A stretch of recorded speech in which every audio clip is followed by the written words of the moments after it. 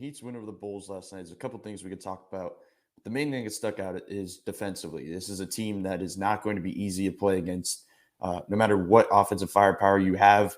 The Bulls have a lot of it, but obviously Miami can counter it with the different things they can do. The main thing that I've been saying is teams that play inside the arc, or at least base their offense inside the arc, falls right into Miami's favor because they like that. They like blitzing. They like doubling. They like finding ways to make you kick out and shoot threes.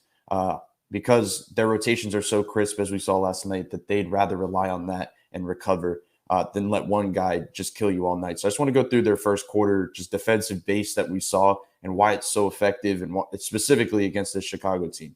First one, what they're doing is they're going to just switch every single pick and roll, as we know they do against a lot of teams. With the difference is we've seen them do it against a lot of these two-man pick and roll type of teams. Donovan Mitchell, Rudy Gobert was one of the first times we saw it early in the season where they put PJ on Donovan. They started switching the pick and roll, and basically both of those guys were taken care of. PJ Tucker is 6'5". It may seem like that's not a great matchup.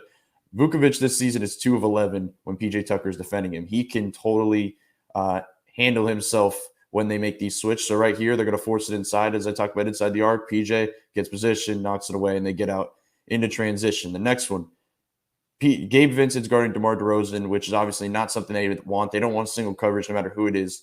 The good thing I will say about Gabe Vincent is he's strong enough to hold off these type of guys. When they try to post him up because he's smaller, he can hold them up and just buy them enough time for them to do what they want to do. And what they want to do right here is Bam's going to wait, and then he's going to double. PJ's right there for the steal. Then once again, they run in transition. Jimmy gets an easy dunk. The double stuff is just the intriguing part of what this team can do.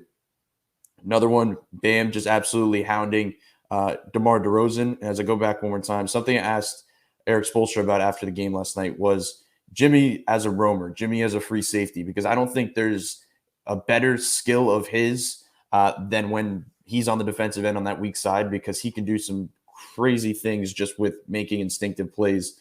And Spo said that there's team rules and then there's the Jimmy Butler rules, and that totally applies because what he can do, we could talk about them putting PJ on DeMar and Bam on Vucevic and then switching because they can lock that up. But the reason why that's such a smart idea is because you can put Jimmy on Levine and you can do what you want to do with him. And if DeMar starts getting to the basket, you can blitz him. Or if they want to feed it inside, Jimmy can do what he wants to do. Right here, Bam's locking up DeMar. They're going to try to force it inside. As you're going to watch Jimmy, Levine's going to back out and try to clear out right here as they're trying to get the inside pass into Vucevic. Jimmy reads it, gets right in there, gets the steal. He had 4 steals in the first, I think, 8 or 9 minutes.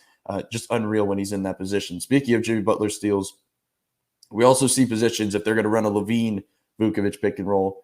They're not afraid to switch Jimmy onto Vucevic either. They know that Jimmy can guard bigger guys as well, that they're not afraid to go that matchup too often. Right here, Jimmy's going to get this single coverage on Vuk, going to tap it out, and they get in transition again. It's just what they did this entire first quarter because they can.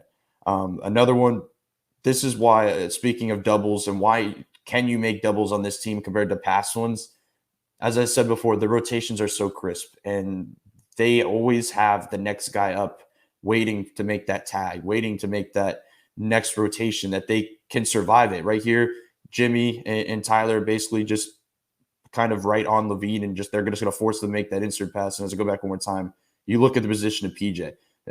If I go back a little bit more, you can watch PJ basically directing Duncan right here, telling him, split the difference over there because I'm going to get this. He ends up getting the steal. And they go in transition one more time. The last one, I know this isn't the first quarter, but if we're talking defense, I have to show this play. Basically, speaking of switching every time and PJ backing off, you're going to see right here, Kobe White, you're going to get Bam on him. He's going to step back, and it looks like, he's got total position. Kobe White makes the complete right read. He buys enough time. Now he gets to throw the lob to Vucevic. Easy play. But when Bam Adebayo is on the court, nothing is an easy play when you're talking about in pick and roll actions. Right here, he throws the lob. Bam spins, turns around, and gets the block on the roller.